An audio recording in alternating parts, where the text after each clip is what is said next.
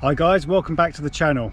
Today we're going to compare the New Balance MD800 version 6 against its predecessor, the version 5.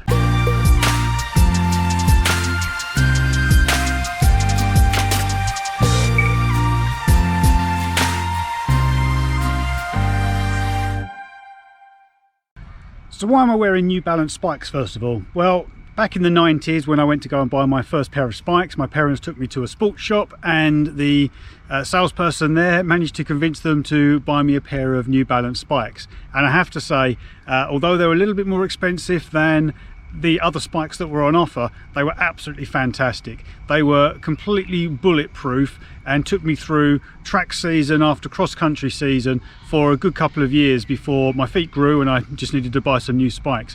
But they were indestructible. They went through cross-country, ankle-deep mud. They went into the washing machine, obviously taking out the spikes first, and came out and were absolutely as good as new, no shrinkage, nothing. And I think that has set me on the way to be wearing New Balance spikes. I have tried other brands over the years, but I always keep coming back to New Balance just from that sole first experience of wearing their spikes. The MD800 are a spike that's designed for anything from 400 up to 3K is suggested. I sit kind of close to the front end of that, being a 400 and an 800 meter runner predominantly, rather than a 1500 or above kind of runner. 400 meter runners, pure 400 meter runners, probably are looking for more sprint spikes that don't have any kind of cushioning in the heel, but I'm quite a heavy runner, and also, as I say, 800 is my main event, and therefore that's why I look for some cushioning in the heel, because I won't be on my toes completely for the entire duration. Before I move on to the version 6, a quick point on the version 5. So let me just tell you a little bit about these, because you may not have seen them before and it may not be completely obvious in the video exactly how they're constructed. So let's talk about the upper first. The upper has a kind of a plasticky feel to it. It's possibly even made of plastic, I'm not entirely sure, but it does have a very sort of plasticky type feel to it, as opposed to a sort of material or mesh that we're used to on most running shoes.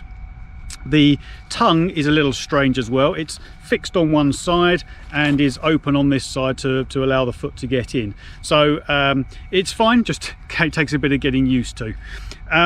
So underneath, this is where it all happens. We've got a 6 spike foot plate, and we've got this really hard plastic which appears like it runs the full length, but it actually doesn't. If you look fairly closely, you can see a little join running down here between the forefoot and the rear foot. So it's not a complete all-in-one bit of hard plastic there, and there is some cushioning in the heel. So that one piece plastic element is actually kind of a key part and a key change for the version 6. So that was a quick tour of the version 5 New Balance MD800s. So let's move on to the version 6 and show you what has changed. So first up, the upper is more of a mesh feel now, and it has got a lot more holes, and we'll see those in a second. But you've got a lot more holes across the forefoot and round to the rear. The tongue is no longer present. It's actually one of these sock designs, so it can be worn without socks. I prefer to wear them with socks. I just have always worn socks when I'm running, and it's just what I prefer to wear. So you can it is marketed as being able to run without socks. So underneath here is the big change. You can see that it is still a 6 spike foot plate, but this plastic now does run the full length. It's slightly thinner here.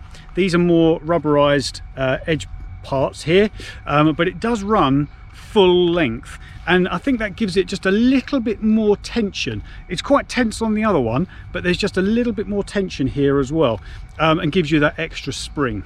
Both of these pairs of spikes are quite an aggressive a pair, which is why they can be used for distances down to 400. If we put the spike plate flat, you should be able to see that on a flat piece of ground, as that is flat, the heel is quite elevated off the ground.